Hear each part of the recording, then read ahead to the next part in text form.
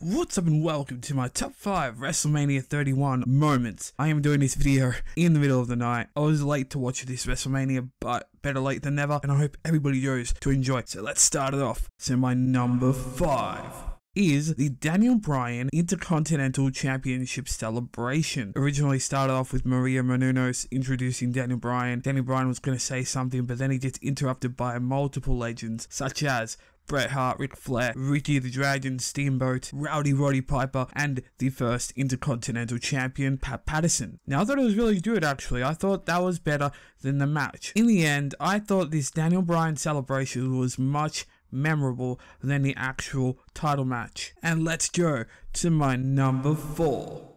It was between Triple H versus Sting, and the moment that I got out of it was this great standoff between DX and NWO. Now, the Sting versus Triple H match was really good. I'm not taking anything away from that match. That was actually good in the middle. The match built up from the middle to the end, and it was really entertaining. But once you saw DX come out, I immediately knew, okay, Sting is having the NWO. Now, I don't know why he would have the NWO. It's just a WCW reference, because back in WCW, if you don't know, Sting actually had a feud with NWO. He ended up joining in the end with the NWO Wolfpack, so the story is all wrong, but still, it was a great moment. Hulk Hogan, Kevin Nash, Scott Hall represented NWO, and representing DX was Billy Gunn, Road Dogg, and X-Pac. Now, the match was good, but the most annoying part of it was the end. Now, I didn't want them to shake hands. All that was just like, the storyline just ended right there.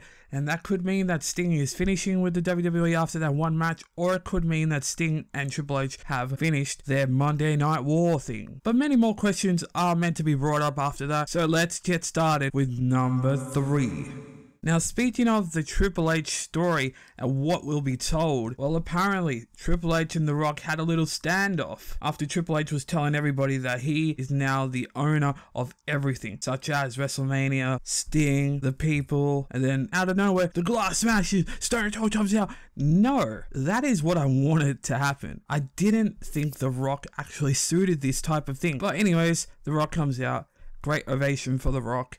He wouldn't talk until another 30 minutes, and that was another bummer about this WrestleMania. There was so much delay. Video intros, concerts, Bray Wyatt and Undertaker's entrance. But nonetheless, The Rock started, they started chattering. Stephanie McMahon slapped The Rock. She says that nobody could touch her, and then all of a sudden, they brought this up earlier in the pay-per-view, that Ronda Rousey was in attendance, and this, by far, was my favorite moment. So the crowd is going crazy. Ronda Rousey, we want Ronda, Ronda, Ronda. So everybody's chanting for that.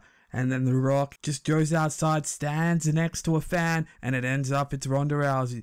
Ronda Rousey jumps in the ring.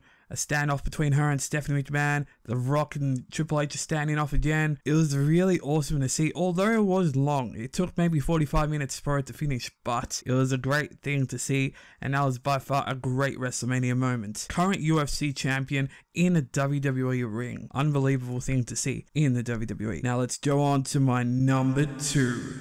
Now, I mentioned this before, Undertaker versus Bray Wyatt, okay match, but the most memorable moment out of that one was Bray Wyatt doing his spider walk towards the Undertaker, then the Undertaker sat up, and that was a great visual right there. Bray Wyatt melted down into a cocoon, and they both took their time getting up very slowly. A great scene to see there. It was really cool to see that. Although it's not one of the greatest matches I've ever seen of the Undertaker, it was a decent showing. When I was watching it, I was thinking, come on, Undertaker, this has to be at least the second last match. Next year should be your last match. Or Brock Lesnar defeating you last year was supposed to be your actual ending match. That's what I would have liked, but, you know, Undertaker wants to be another Ric Flair or something like that, but it's okay, it was all good. Undertaker still has a little bit of gas in that tank. But now, my number 1. By far the best match out of the whole entire pay-per-view was the main event, Brock Lesnar versus Roman Reigns. I gotta say, the crowd, the atmosphere, Brock Lesnar, it all built up to the match between Roman Reigns and Brock Lesnar. Now we saw at least maybe 10, 11 suplexes, Roman Reigns coming out of the gates and punching Brock Lesnar, busting his eye a little bit open. Then during the end of the match, Brock Lesnar gets rammed into the steel post and his face is busted open. It was so Attitude Era stuff. In the ending moments, it turned into a triple threat match when Seth Rollins came out when they were both down. Although the theme song, when Seth Rollins came out, it didn't start off with the drum start. It started off like so it didn't really start off.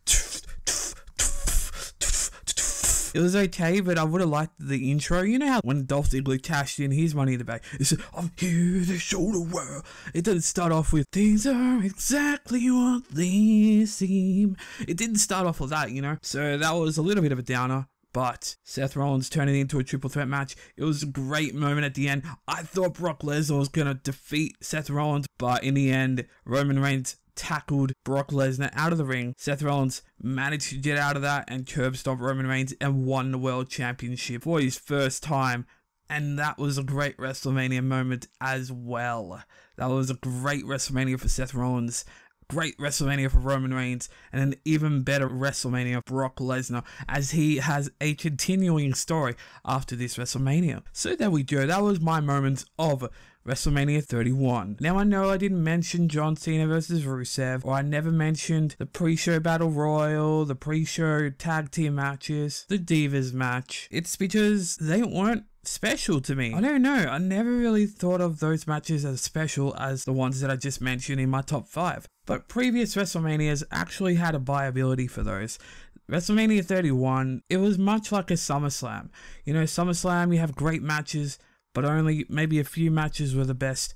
It was sort of like that. So all in all, WrestleMania was good, not great, not to what I expected.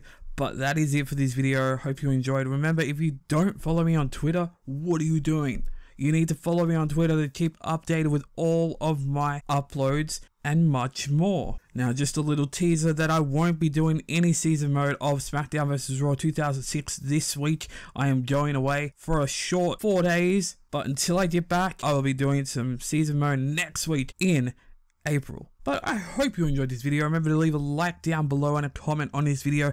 And let me know what you thought about WrestleMania. Was it your favorite? Did you have great moments that you thought were better than mine? But until next time, the name is Dawn Day Evolution, the solution to the gaming community which is littered with pollution. The most electrifying man in all of entertainment. No, I'm not quoting the rock, I'm just making a statement. I am educated, dedicated, never duplicated. If you stand in my way, you're about to be eliminated. See, a life lesson is just to be on top. I live by my motto and just defeat all odds.